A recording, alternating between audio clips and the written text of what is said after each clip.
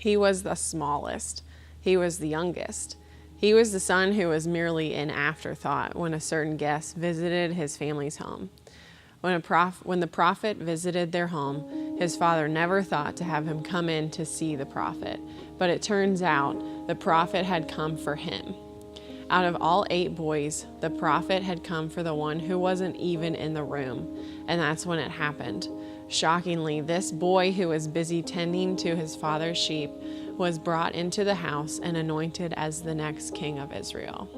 David's life was full of turning points, and being anointed as the next king of Israel was certainly a major one. But David became famous when he did what no one else was willing to do. The Israelites were battle ready and facing the Philistine army with only a valley between them.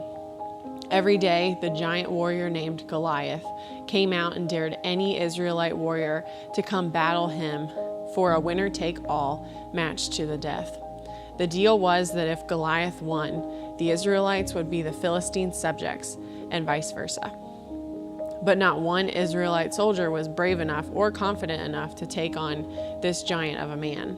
And that's when David, a teenager at this point, comes to the scene. He was merely bringing food to his brothers who were in the Israelite army when he heard what was happening. Immediately, David had heard enough. He was ready and willing to go and defeat this taunter of the Lord's army. And after some back and forth with King Saul, David engages in battle with Goliath. With a sling, not a slingshot, but a real weapon called a sling, and some rocks, not pebbles, but substantial weapons of war, David approached Goliath and let one rock go from his sling. It was a headshot, and Goliath was down and dead. The Israelites were victorious just like that. In King Saul's kingdom, David had a couple jobs as a young man. He played music for the king, and he was a military officer for the king after his victory over Goliath. There was only one problem. From Goliath and on, David had so much success as a military commander that Saul quickly became jealous. The bitterness in Saul's heart was spreading like a poison embedded in his bloodstream. After many years, David ended up fleeing from Israel because Saul tried killing him multiple times.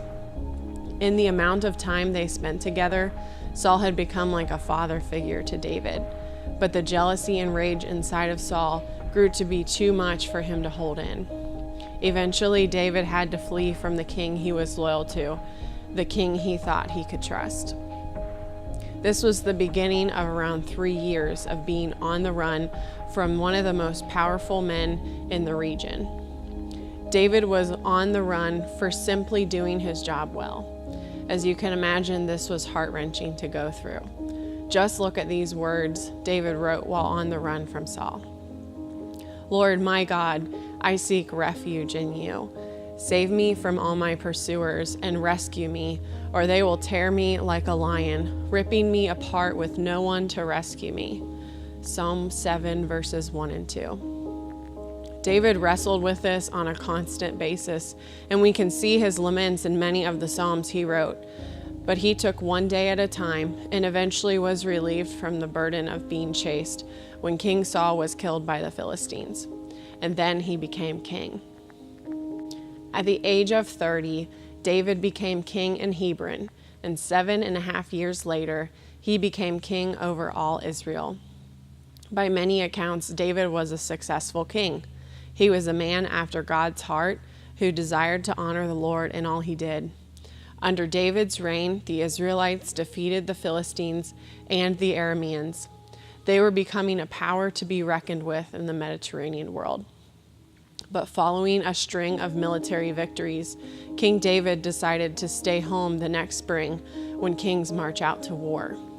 This proved to be a fatal mistake. We're told that David got out of bed one night and was walking on the roof of the palace. Maybe he wasn't able to sleep, we don't know, but as he was walking, he noticed a woman bathing. Instead of turning away and returning inside the palace, David sent messengers to get her.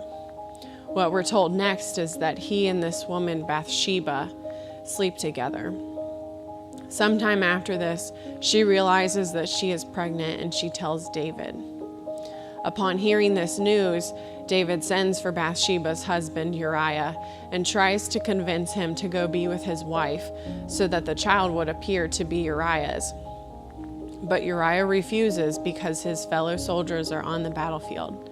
He doesn't feel it is right to go to his wife while war is going on. So David gets even more desperate and sends a message to Uriah's commander to have Uriah be on the front lines of the next fierce battle.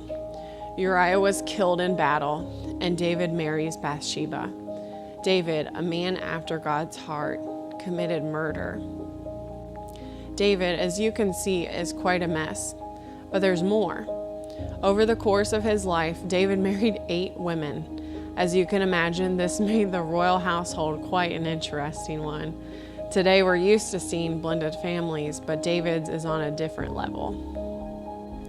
David's son Amnon became infatuated by his half-sister Tamar. Amnon's cousin Jonadab helped Amnon come up with a plan to lure Tamar to his room.